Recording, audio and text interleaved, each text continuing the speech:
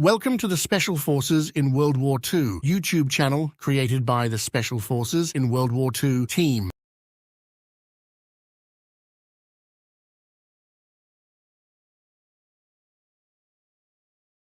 In the summer of 1941, the British Admiralty received a stream of reports from intelligence sources in Africa. The reports were alarming. German U-boats were allegedly using remote rivers in Vichy-controlled French West Africa as clandestine refueling stations. These submarine bases, if real, posed a serious threat to Allied convoys in the South Atlantic.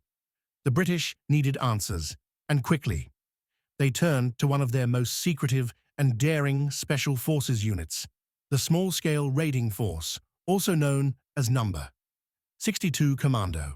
Formed in 1941, the Small-Scale Raiding Force was just 55 men, strong, hand-picked, commando-trained, and working closely with the shadowy Special Operations Executive. While operationally under Combined Operations Headquarters, the Small-Scale Raiding Force itself was led by Major Gus March Phillips, a bold and unconventional leader.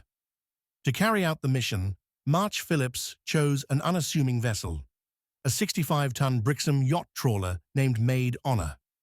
On August 9, 1941, she quietly departed Poole Harbor with a 5-man crew. Their destination, the coast of West Africa. Meanwhile, the rest of the team, under Captain Geoffrey Appleyard, sailed separately aboard a troop transport. Their rendezvous point, Freetown, Sierra Leone. After 6 weeks under sail, Maid Honor arrived on September 20, 1941. Appleyard's party had already been waiting since late August. With both groups united, the small-scale raiding force began searching the maze-like rivers and coastal deltas of Sierra Leone and surrounding regions. Their goal? Find proof of enemy submarine activity.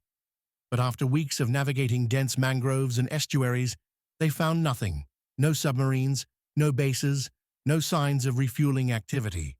Yet just across the Gulf of Guinea, something else caught the attention of the Special Operations Executive.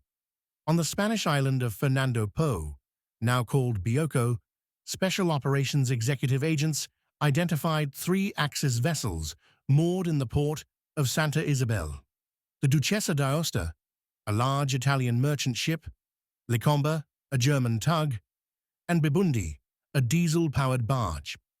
The Duchessa d'Aosta carried a suspicious manifest, millions of pounds worth of wool, hides, tanning chemicals, copper ingots, and asbestos. But its radio equipment was of greater concern. It could transmit Allied ship movements back to Europe. And notably, the captain refused to hand over the first page of the cargo manifest to Spanish authorities, raising further suspicion that the ship might be hiding arms or munitions. One of the Special Operations Executive's men on the ground, Leonard Guise, began observing the ships from shore. By August 1941, he had submitted a plan to seize Licomba, disable the Duchessa, and deny the Axis a strategic foothold. Approval came from the Admiralty on November 20, 1941. But resistance soon followed from the General Officer commanding West Africa Command, Sir George Gifford.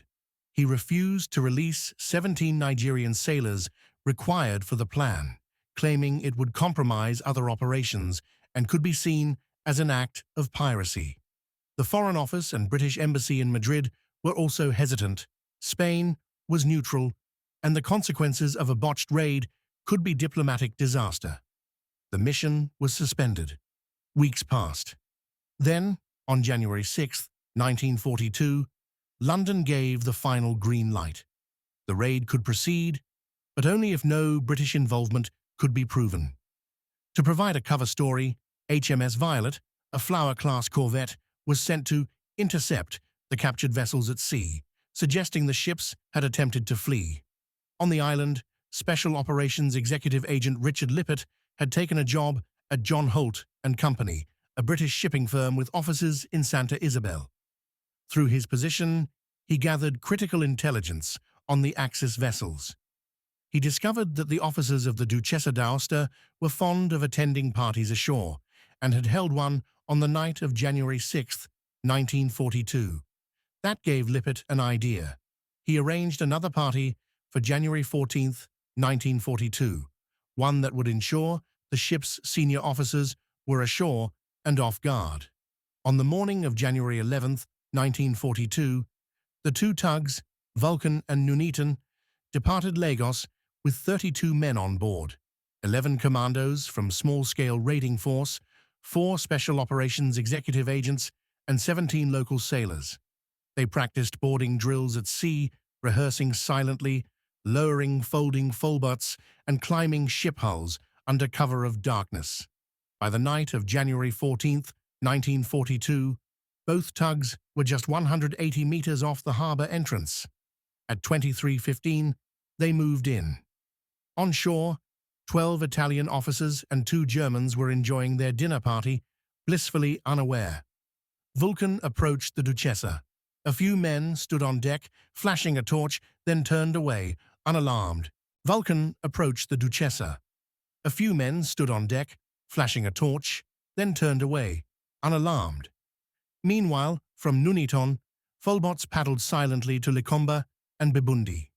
When challenged by a watchman, they claimed to be the ship's captain, returning from shore leave.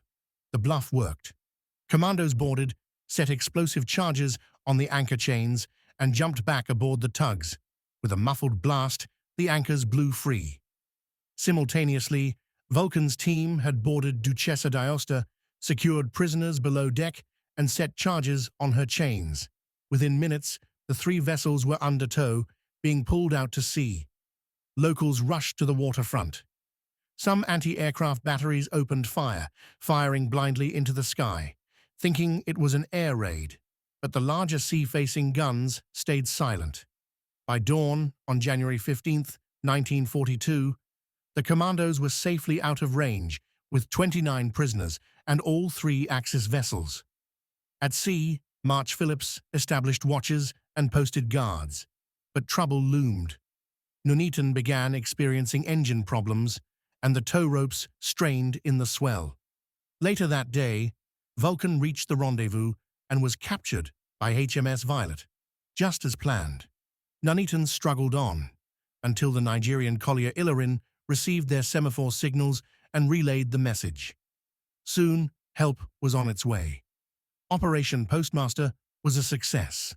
In just 30 minutes, British forces had struck in a neutral port, seized 3 high-value Axis ships, and escaped undetected, without firing a single shot.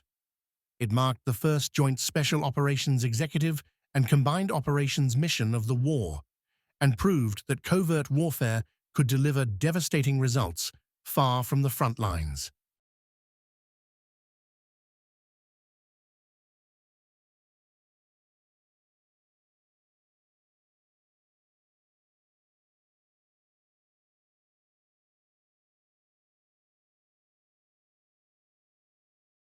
Thank you for watching the Special Forces in World War II YouTube channel, an unwavering digital fortress committed to preserving the history of elite and specialized units in World War II.